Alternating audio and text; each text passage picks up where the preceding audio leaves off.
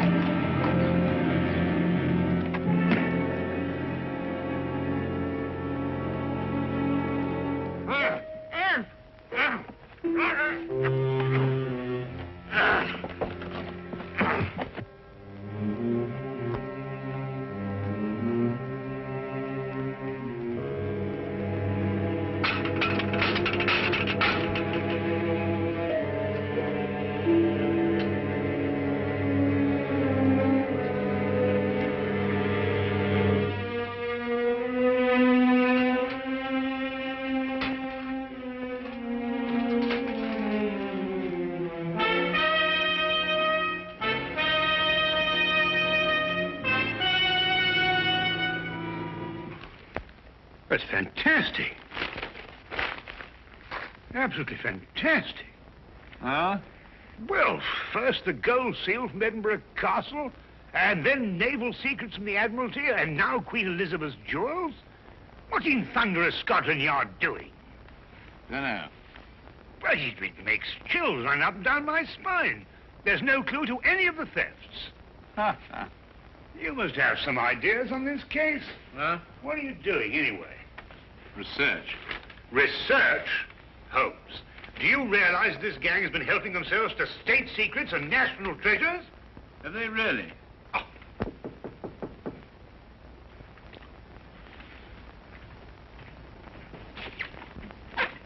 Oh, hello, Inspector. Come on in.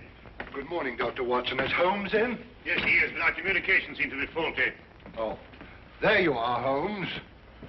Oh, good morning, Lestrade. You're up early. Well, you'd be up early, too, if every government official in London were breathing down the back of your neck. Yes, I must say that would make sleep rather difficult, wouldn't it? Holmes, I'll come straight to the point. I need your help. Indeed?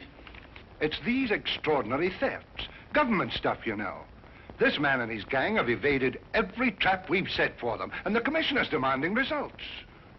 I gather that your position is somewhat precarious and you wish to secure it, eh?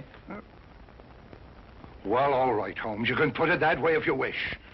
Well, Lestrade, you know there's only one thing for you to do. To regain the confidence of your superiors, you must go out and capture this criminal yourself. Well, goodbye, Mr. Holmes. Fine, Lestrade. Good luck. Lestrade, if I can be of any assistance, please don't hesitate to ask me. Thank you very much, Dr. Watson. Good day. Good day.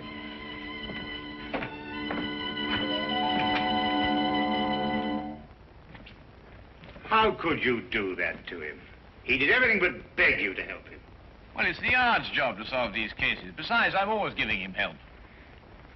I should have thought if you wouldn't do it for Lestrade, at least you'd remember the security of England's being menaced by this criminal. Now, look, I know you're pressed, Holmes, but you don't seem to realize the... That's a special blend of tobacco, Watson. You wouldn't like it. I'm sorry, Watson. I didn't mean to upset you. Oh, no, not at all. You just startled me. Sorry. Really. I'm just going out for a walk in the fresh air. Oh, yes, well, goodbye, Watson. Enjoy your walk.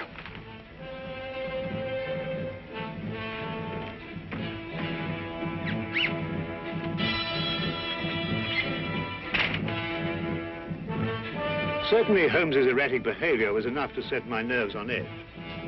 But now, suddenly, I was far more than upset, for I had seen something in that humidor. At least, I thought I'd seen something. Perhaps it was my imagination, my nerves. But I could have sworn that mixed with the tobacco in the humidor was a diamond necklace.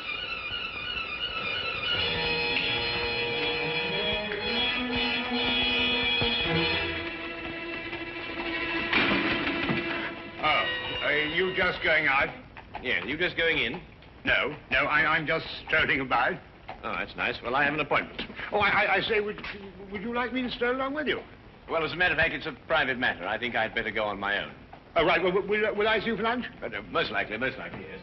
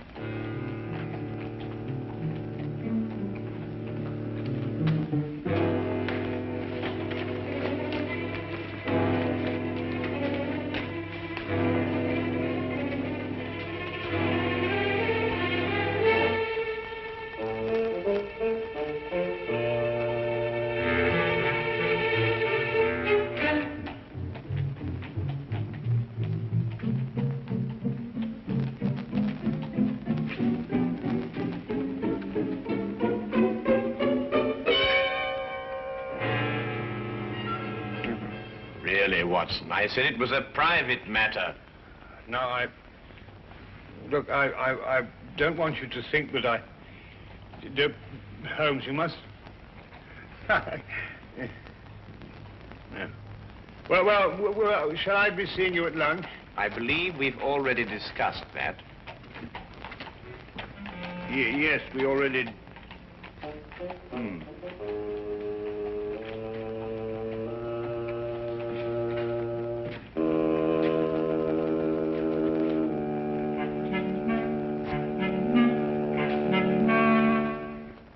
Later, when Holmes returned, he was kind enough to let the morning affair be forgotten, or apparently forgotten.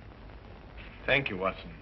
And I hope you won't mind if I take my cup over to the desk. I have a few things to look over. No, of course, my dear chap, do, please. His only reference to it was his remark about another private appointment that afternoon.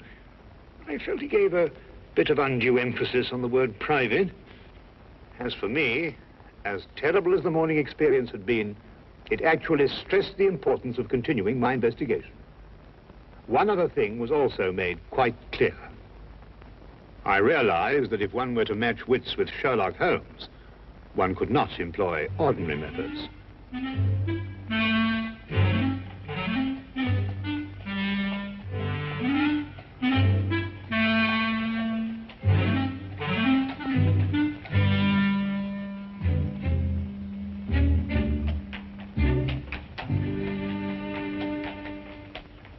Charing Cross Station, please. I'm sorry, sir, this cab's engaged. That's all right. I'll double your fee. I'm sorry, sir, this cab is not available.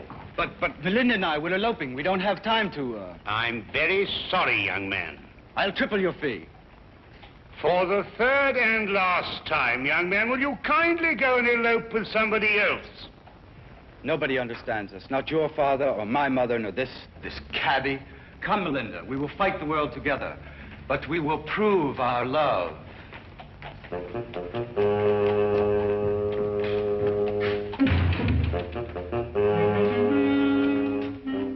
Cabby?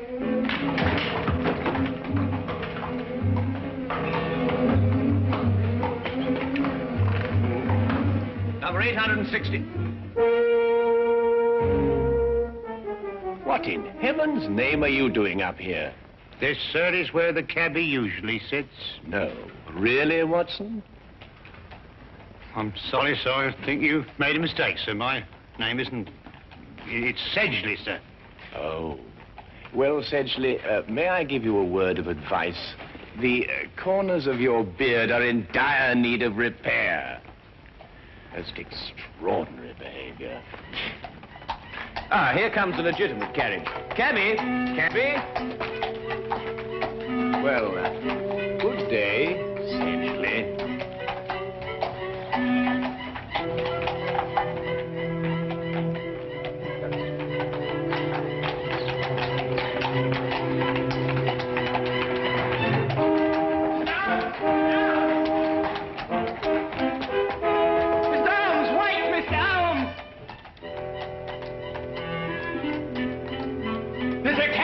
cabby? Yes, sir, yes. Good. 816 Bleak Street. And get a move on, I gotta catch that gent what just took off. Get in, sir. 816 Bleak Street. Right you are, sir. Right.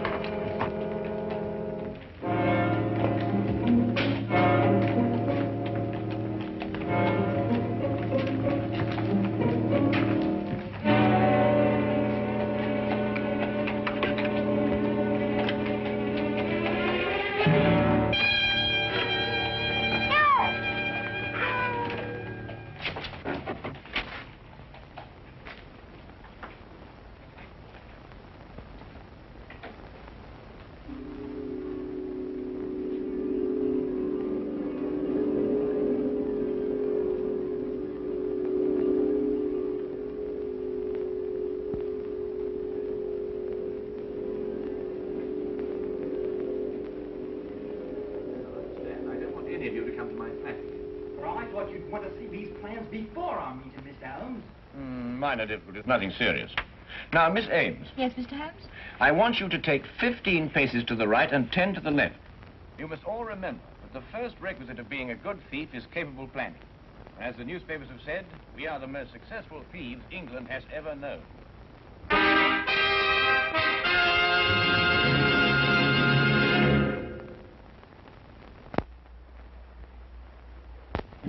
And now, we return to the case of the neurotic detective. Repressed hostilities against society. I don't think Holmes will allow any probing. Not willingly, anyway. If only you could meet him ostensibly on a non-professional basis. If I could say you were a friend of mine. Excellent suggestion. Now, why don't you come to dinner? I could say we were friends from our student days. What are you having for dinner? Oh, never mind. Yes, I shall be delighted. Right then, fine. I'll expect you at 7 o'clock at my flat, which is 221B Baker Street. I shall be prompt. I hope something can be done. Mr. Holmes's problem is really a very simple one. With skilled fingers, I shall mold him as one does a piece of clay. Good night. Good night.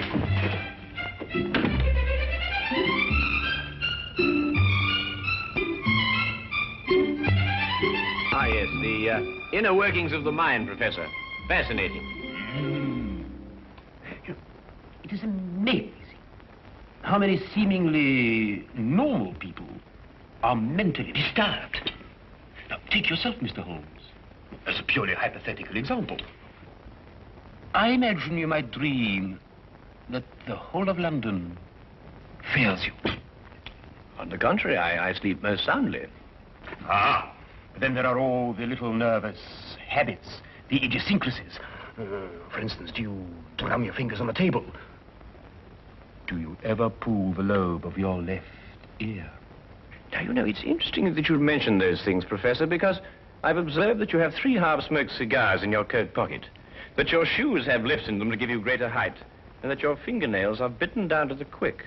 Of course, hypothetically speaking, I suppose you're what one would call an erratic man. Observe the 3 half-smoked cigars. You're also a very vain man. Observe the lifts in your shoes. And more than that, you're a very, very insecure man. Observe the fingernails. I also observed that you've mangled 3 pieces of bread and that you've hacked your roast beef with a more than culinary vengeance. Offhand, and without prejudice, mark you, I'd say that you're suffering from some very deeply repressed hostilities against society. Yes, very deeply repressed indeed. Professor, where are you going? You must excuse me.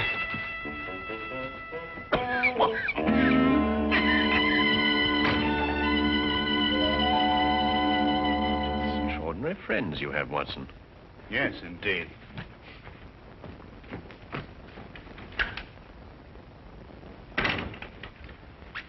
Say, he's completely disappeared. Oh, it's just as well anyway. I'm going to go out myself in a few minutes. Oh, really? Private matter? Oh, didn't I tell you, Watson? I've been invited to a reception in honor of the new Turkish ambassador. At the embassy? No, as a matter of fact, my dear fellow, it's at the house of our Minister for Foreign Affairs. Oh.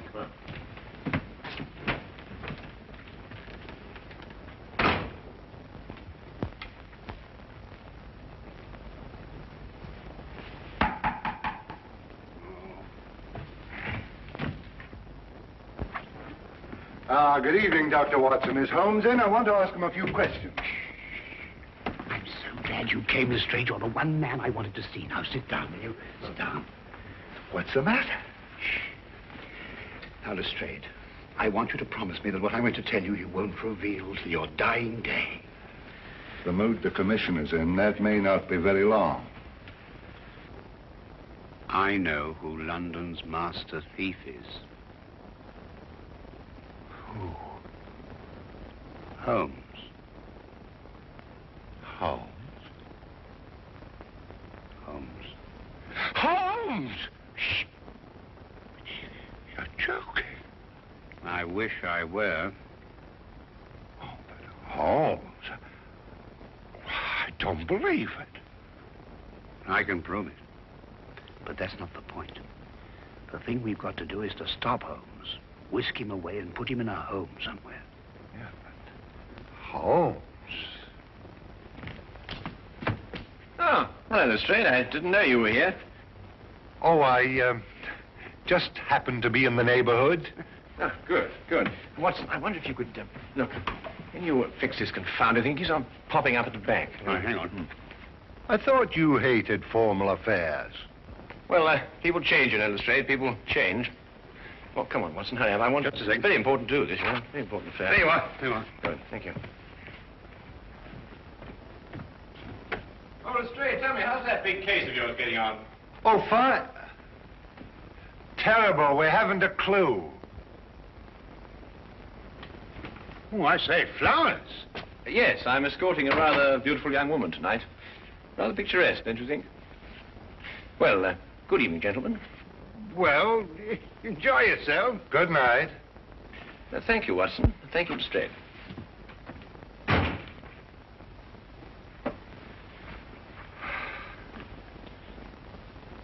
We knew what he was going to do.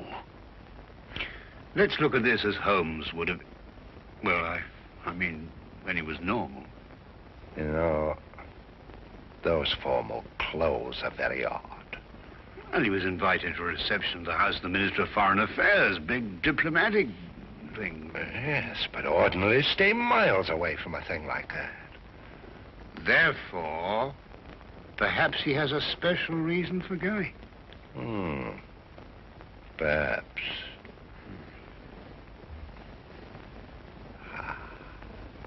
Yeah?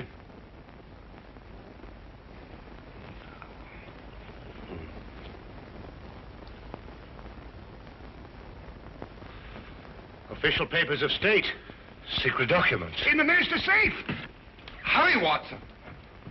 He won't slip away this time.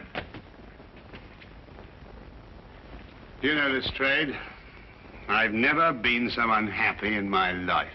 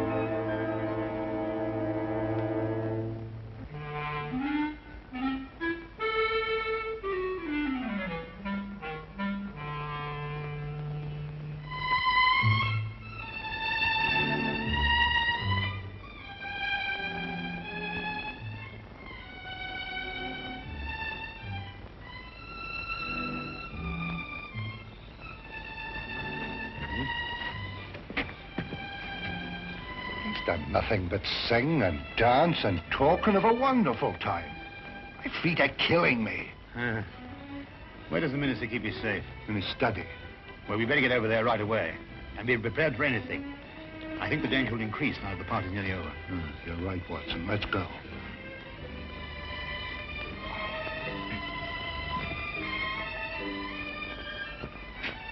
Ah, Wilkins. I didn't see Mr. Holmes anywhere, sir. But his young lady left in a carriage, all by herself, sir. Yeah, no time to lose.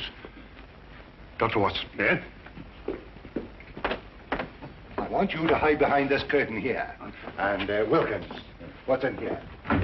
It's a cupboard. I want you to stay in here and come out when you need it. Right, sir.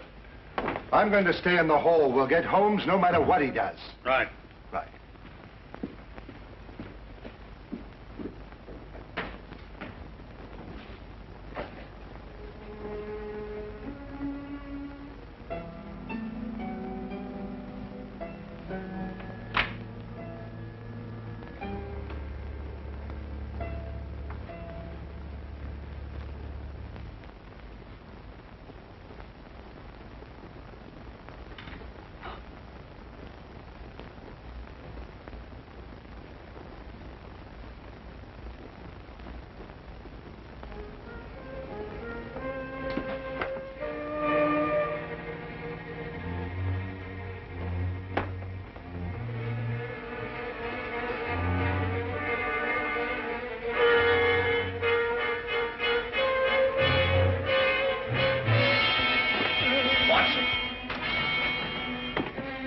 Found this chap sneaking around outside, Mr. Holmes.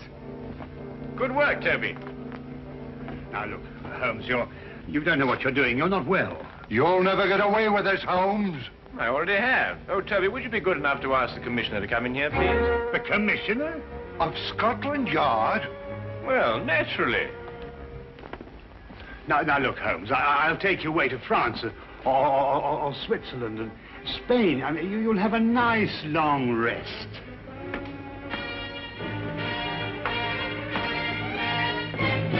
There you are, Commissioner. Splendid work, Mr. Holmes, splendid. Commissioner, you too? What are you talking about, Lestrade? And put your hands down. You're not in any danger. Yes. Mr. Holmes, all Britain owes you a tremendous debt of gratitude for this magnificent service. Service? Dangers? What on earth are you talking about? There had been a great deal of unrest in recent months regarding the adequacy of the measures employed to guard many of our national treasures and government secrets. It was discussed in the various ministries and at the Yard. It was finally decided that we would put ourselves to a test. Mr. Holmes was hired as a most worthy adversary to our security. The results were most enlightening. A far tighter security system has already been planned. Working for Scotland Yard? But Holmes, why didn't you tell me? Because the only true test could be obtained by keeping the utmost secrecy. Every personal reaction had to be genuine. The men from Scotland Yard were told nothing because they too were being tested. It was essential that everyone believe these thefts in order that the test could be accurate and worthwhile. And the reactions were most amazing at the Yard. And to think, Watson, you didn't trust me. Oh, I say, look here, Holmes. No, Holmes, really, you've got to listen to me, please. I mean, get my point of view. I mean, for all I knew, the whole British Empire was at stake. Well, yes, you have a point there. Come along, Sedgley. Oh, really, Holmes? Sedgley?